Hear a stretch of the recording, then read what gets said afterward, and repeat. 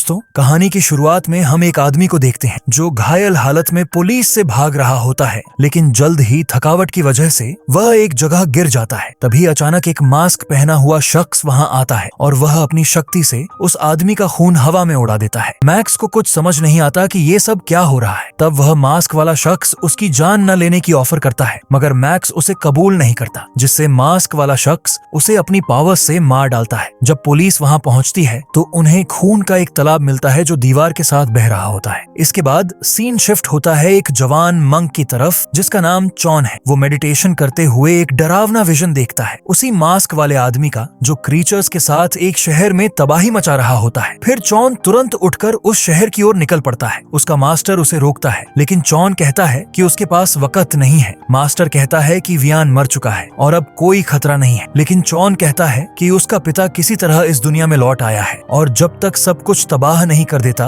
रुकेगा नहीं। फिर मास्टर उसे जाने देता है। इसके बाद सीन शिफ्ट होता है थाईलैंड के एयरपोर्ट पर, जहां अब हम जेक, उसकी बीवी प्रैंक और उनकी बेटी लू को देखते हैं जो वीकेंड मनाने आए हैं। लेकिन जेक अब भी अपने काम में व्यस्त होता है। वे लोग एक वैन लेकर होटल पहुंचते हैं। रूम बुक करने के बाद लू ऊपर जाकर शहर का नजारा देखकर बहुत खुश होती है। कुछ देर बाद पूरी फैमिली वीकेंड एंजॉय करने के लिए बाहर जाती है। वे बोट राइड करते हैं जो लू को बहुत पसंद आती है। फिर वे एक मॉल में आइसक्रीम शॉप जाते हैं, लेकिन अचानक हम देखते हैं मरा हुआ मैक्स अब हथियार के साथ उस मॉल में घुसता है और सब पर गोलियां चलाना शुरू करता है। लोग डर से यहाँ वहाँ भागने लगते हैं। तब जेक अपनी बीवी और बेटी को ढूंढने निकलता है। इस बीच मैक्स काफी लोगों को बेरहमी से मारता रहता है। तब जेक अपनी वाइफ और बेटी को ढूंढ लेता है और उन्हें छुपने के लिए कहता है, क्योंकि जेक अब भी एक पुलिस वाले की तरह महसूस करता है और अपनी फैमिली को कहता है कि छुप जाओ, मुझे कुछ करना हो। जेक अपने आप को छुपाते हुए आखिरकार मैक्स तक पहुंच जाता है और वहां पड़े हुए एक सिक्योरिटी गार्ड का गन उठाता है और मैक्स को सरेंडर करने का हुक्म देता है। मैक्स अजीब अल्फाज बोलता है और दिखाता है कि वह जेक के बारे में सब जानता है, मगर जेक उसकी बातों पर ध्यान नहीं देता है। मैक्स उस डॉल के साथ बातें करता रहता है। ऐसा लगता है जैसे उसे किसी जादुई शक्ति ने अपने कब्जे में ले लिया हो। इस बीच मॉल में मौजूद एक गर्ल पुलिस को कॉल करने की कोशिश करती है तो जेक उसे मोबाइल नीचे करने को कहता है, मगर वह लड़की काफी डरी हुई होती है तो मैक्स उसे गोली मार देता है। यह सब देखकर जेक तेजी से गोली चलाकर मैक्स को मार देता है। इस बीच बाहर जल्द ही पुलिस फोर्स वहां पहुंच जाती है और वे मॉल को हर तरफ से घेर लेते हैं, जबकि दूसरी तरफ मैक्स कहता है कि जहन्नुम आ गया है। उसका मास्टर कहता था कि गार्डियन यहाँ होगा और रिचुअल मुकम्मल होगा। वह जेक का शुक्रिया अदा करता है कि उसने उसे मारा और फिर जोर से मुस्कुराता है, जिससे उसका जिस्म चमकने लगता है और वह जल्द ही फट जाता है। धमाके से धुआं पूरे शहर में फैलता है। प्रैंक और लू जब बाहर निकलते हैं तो देखते हैं कि लोग पागलों की तरह एक दूसरे को मार रहे हैं। डर के मारे वे फिर से मॉल के अंदर जाकर एक स्टोर में छिप जाते हैं। प्रैंक को समझ नहीं आता क्या करे। तभी वह एक आवाज सुनती है, कोई किसी को मार रहा होता है। वह देखती है कि एक औरत किसी आदमी पर हमला कर रही है। तभी एक पागल आदमी प्रैंक पर हमला करने आता है, लेकिन वह उसे गिरा देती है और लू को लेकर भाग जाती है और लोग उनकी तरफ बढ़ रहे होते हैं। प्रैंक लू से कहती है कि वह एस्केलेटर की साइड से स्लाइड करके नीचे चली जाए। खुद वह दुश्मनों से लड़ते हुए स्टेयर्स से नीचे जाती है, लेकिन एक आदमी लू को पकड़ लेता है। तभी प्रैंक समय पर पहुंचकर लू को बचा लेती है। उधर जेक होश में आता है और एक पुलिस ऑफिसर के साथ होता है। वे चारों तरफ देखते हैं। ऑफिसर पूछता है कि धमाके से वे जिंदा कैसे बचे, लेकिन जेक खामोश रहता है। प्रैंक और लू मॉल से बाहर आते हैं और देखते हैं कि सड़क पर लोग पागलों की तरह एक दूसरे को मार रहे हैं। फिर से वे एक स्टोर में छिप जाते हैं। लू डर जाती है, मगर प्रैंक उसे हौसला देता है कि सब ठीक होगा। इसी दौरान जेक और ऑफिसर को किसी की चीखें सुनाई देती हैं। वे डिसाइड करते हैं कि जांच करेंगे। जब वे आगे बढ़ते हैं तो उन्हें एक लड़की मिलती है जो अपना चेहरा दूसरी तरफ किए होती है। ऑफिसर उसकी मदद करने जाता है, लेकिन जैसे ही वो लड़की अपना चेहरा घुमाती है उसका चेहरा पूरी तरह से बदल चुका होता है। वह ऑफिसर पर हमला कर देती है और उसे मार डालती है। जेक उस पर गोली चलाता है, लेकिन कोई असर नहीं होता। वो उस पर हमला करती है और जेक खुद को बचाते हुए पास रखी कोई चीज उठाकर उसके सिर पर मारता है, जिससे वह थोड़ी देर के लिए बेहोश हो जाती है और जेक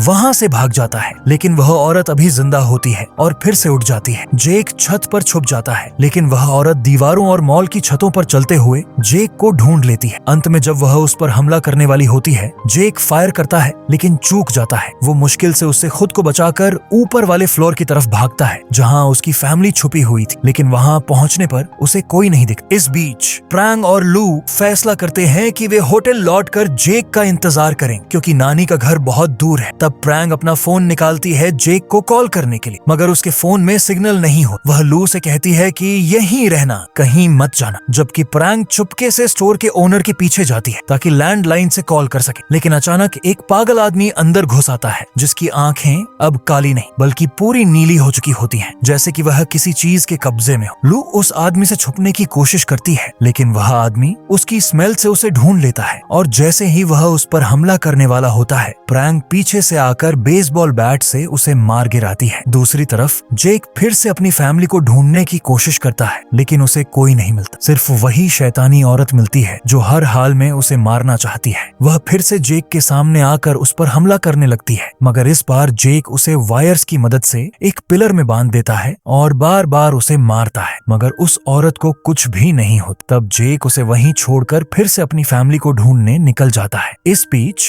प्रैंग और लू भागकर बस टर्मिनल पहुंच जाते हैं और बसेस के बीच में छिपकर निकलने की कोशिश करते हैं ताकि वहां मौजूद कोई पोजेस्ड उन्हें देख न ले। खुशकिस्मती से एक सामान्य शख्स उन्हें देखता है और कहता है कि वो बस में आ जाए, जिससे वे दोनों महफूज हो जाते हैं। तब प्रैंग ड्राइवर से पूछती है कि वे जा क्यों नहीं रहे, तो ड्राइवर कहता है कि उसके पास कीज नहीं है क्योंकि उसका बैग गिर गया था और कोई भी उसे लेने बाहर जाने की हिम्मत नहीं कर रहा। तब प्रैंग देखती है कि कोई भी बैग लेने बाहर नहीं जा रहा, तो वह खुद रिस्क लेती है और बाहर बैग उठाने चली जाती। वह बैग उठा लेती है, लेकिन जब वह वापस लौट रही होती है तो एक पोजेस्ड आदमी उसे पीछे से खींच लेता है और उस पर हमला करने लगता है। लेकिन खुशकिस्मती से बस का एक और पैसेंजर बाहर आता है मदद के लिए, मगर वह पोजेस्ड शख्स का नया शिकार बन जाता है। प्रैंग जल्दी से बस में चढ़ जाती है और ड्राइवर से वहां से निकलने के लिए कहती है, जिससे वे सब वहां से निकल जाते हैं। उसी समय जेक भी उसी बस टर्मिनल पर पहुंचता है, लेकिन ऐसा लगता है जैसे वह किसी और ही दुनिया में हो क्योंकि हर चीज उसके आसपास वीरान और सुनसान होती है। ये बात उस पर तब पूरी तरह साफ होती है जब एक बहुत बड़ा जायंट उसके सामने आता है और उसका पीछा करना शुरू करता है। जेक फिर से अपनी जान बचाने के लिए वहां से भागता है और एक बस के पीछे छिप जाता है, मगर वह मॉन्स्टर फिर भी बसेस को तोड़ते हुए उसका पीछा करता रहता है। तब जेक खुद को बचाने की बहुत कोशिश करता है और एक ऐसी जगह पहुंचता है जहां आगे कोई रास्ता नहीं हो। खुशकिस्मती से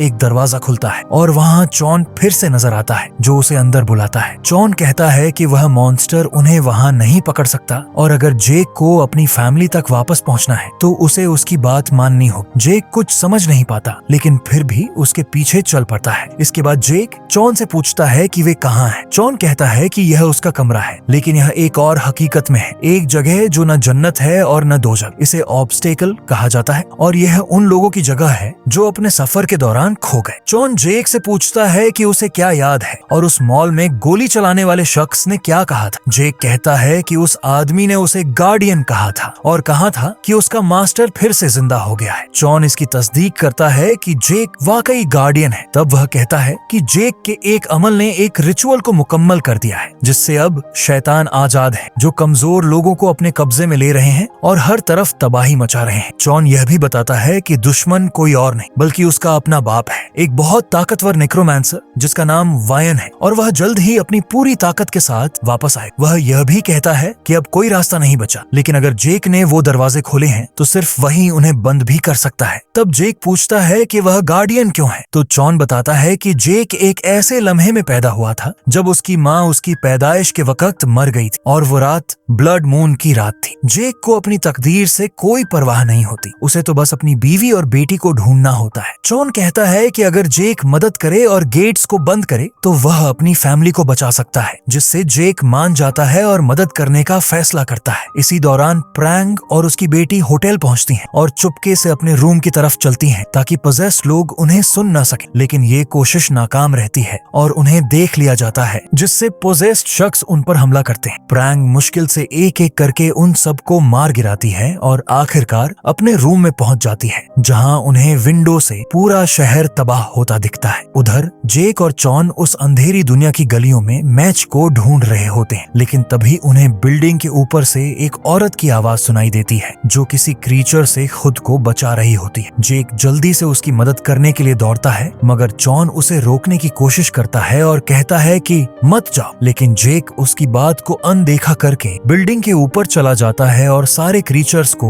एक एक करके मार देता है और उस लड़की को बचा लेता है। है, लेकिन तभी वह पहचान लेता है कि ये वही लड़की है जो मॉल में मैक्स के हाथों मारी गई थी। जेक कहता है कि उसने उसे मॉल में देखा था, मगर लड़की को कुछ समझ नहीं आता कि ये सब क्या हो रहा है। उनकी बातें अभी चल ही रही थी कि तभी वही जायंट फिर से वहां आ जाता है और उनकी तरफ बढ़ता है। तब जेक उस लड़की का हाथ पकड़कर वहां से भागने लगता है, लेकिन डोर के अंदर जाने से पहले ही जायंट सब कुछ तबाह कर देता है और वे लोग मजबूरन दूसरी तरफ भागते हैं। जितनी तेजी से वे भाग रहे होते हैं, उतनी ही तेजी से वो क्रीचर उस लड़की को पकड़ लेता है और उसका सिर धड़ से अलग कर देता है। इसी वक्त जॉन वहां पहुंचता है और बताता है कि वो लड़की असल में मॉल में मरने वाली एक खोई हुई रूह थी और वो बड़ा मॉन्स्टर जिसे प्राया कहा जाता है उसकी रूह को निगल गया। जॉन फिर ये भी बताता है कि जेक उस धमाके में मर चुका है। ये सुनकर जेक के पैरों के तले जमीन निकल जाती है और वो पैनिक होकर सोचता है कि अब वो अपने फैमिली वालों की मदद कैसे करेगा। जॉन उसे समझाता है कि इसका हल ये है कि जेक को एक रिसेप्टिकल ढूंढना पड़ेगा, लेकिन जेक कहता है ये पॉसिबल कैसे हो सकता है। तब जॉन उसे अपने साथ ले जाता है उसकी मदद करने के लिए। दूसरी तरफ जब प्रैंग और लू होटल के रूम में आराम कर रहे होते हैं, तभी उन्हें डोर पर नॉक की आवाज सुनाई देती है। प्रैंग जल्दी से उठकर डोर खोलने जाता है, मगर वो डोर ओपन करके शॉक में चला जाता है क्योंकि डोर के दूसरी तरफ जेक मौजूद होता है। लेकिन असल में दूसरी डिमेंशन में जेक अभी भी जॉन के साथ चल रहा होता है। तब उनका पीछा एक डीमन करता है तो वो जल्दी से एक बिल्डिंग में चले जाते हैं, मगर वहाँ भी बहुत सारे डीमन मौजूद होते हैं। जॉन कहता है कि पोर्टल आगे है और वो बहुत एहतियात से बढ़ते हैं ताकि क्रीचर्स को ना जगाए। फिर भी कुछ क्रीचर्स उनकी तरफ बढ़ने लगते हैं और जॉन को लड़ना पड़ता है। वो अच्छी तरह लड़ता है और एक डीमन को गिराने के बाद दोनों भागने लगते हैं। एक दरवाजे के अंदर जाकर वो एक सिनेमा में पहुंचते हैं जो मॉन्स्टर्स से भरा होता है। जब वो एग्जैक्ट जगह पर पहुंचते हैं, जॉन अपनी स्टाफ का इस्तेमाल करता है और एक ताकतवर बिजली की रोशनी से क्रीचर्स को गायब कर देता है। उसके बाद वो लोग फिजिकल वर्ल्ड में वापस आ चुके होते हैं। जब वो सिनेमा से निकलते हैं, जेक देखता है कि वो एक अजीब आदमी के जिस्म में है। इस वक्त हम देखते हैं कि असली जेक की जगह प्रैंक के साथ जो जेक है वो असल में मैक्स है जो जेक के मुर्दा जिस्म को पोजेस किए हुए है। दूसरी तरफ जॉन असली जेक के साथ मैक की तरफ बढ़ रहे होते हैं। तब रास्ते में जॉन जेक को एक अलग वेपन देता है और कहता है कि पुराना वेपन काम नहीं करेगा। जब जेक गन उठाकर चलने लगता है तो वो देखता है कि ये वही होटल है जहाँ प्रैंग और लू मौजूद है। तो वो समझ जाता है और उस होटल की तरफ भागने लगता है। जॉन फिर से उसे रुकने को कहता है, मगर जेक रुकने का नाम नहीं लेता। जब वो दोनों होटल के रूम तक पहुंचते हैं तो रूम उन्हें खाली नजर आता है, लेकिन अचानक जेक को लू की चीखें नीचे से सुनाई देती हैं और वो फिर से नीचे जाने के लिए भागता है। जैसे ही वो वहां पहुंचता है तो उसके सामने उसकी फैमिली होती है, लेकिन वो उसे नहीं पहचानते क्योंकि उनके लिए वो एक अजीब आदमी होता है। मैक्स जो जेक के जिस्म में होता है, असल जेक पर पीछे से हमला करता है और इल्जाम लगाता है कि वो अच्छा हस्बैंड और फादर नहीं था। दोनों के बीच हाथापाई होती है जिससे जेक की गन दूसरी तरफ गिर जाती है। तब मैक्स जेक को पानी में फेंककर उसे मारने लगता है, मगर जेक सही वक्त पर अपने पैर से नाइफ निकालकर मैक्स को मारने ही वाला होता है। लेकिन प्रैंक जेक पर बंदूक तान लेती है क्योंकि वो उसे नहीं पहचान पाती। तब असली जेक कहता है कि वही उसका असली हस्बैंड है, मगर दूसरी तरफ मैक्स चिल्लाता है कि ये स्ट्रेंजर को गोली मार। लू महसूस करती है कि कुछ गलत है और जेक से पूछती है कि क्या वो असल में उसका फादर है। जेक एक ऐसा इशारा करता है जो सिर्फ उसे और लू को पता होता है, लेकिन फिर भी प्रैंक उस अजीब आदमी को गोली मार देती है और जेक दोबारा दूसरी डायमेंशन में चला जाता है। तब लू अपनी माँ से कहती है कि वो डैड नहीं है, लेकिन उसकी माँ उसकी बातों पर भरोसा नहीं करती। तब मैक्स एक पोर्टल खोलता है दूसरी दुनिया का और सबको वहां ले जाने की धमकी देता है। दूसरी तरफ जेक को जॉन बचाता है और उससे कहता है कि उसे फिर से पता चल गया है कि मैक्स उसकी फैमिली को कहां ले जा रहा है। जब वो लोकेशन पर पहुंचते हैं तो एक पुरानी हवेली होती है पेड़ों के बीच में जहां हेल के गेट्स लगे होते हैं। तभी मैक्स प्रैंक और लू को भी वहां ले आता है और अचानक वहां कुछ गार्ड्स आ जाते हैं जो अपने फेस पर मास्क लगाए होते हैं। तभी उनका लीडर वियन आता है। मैक्स उससे कहता है कि उसने हर काम वैसा ही किया जैसा कहा गया था और गार्डियन का खून लू को ले आया है। वियन कहता है कि उसका खून काफी है।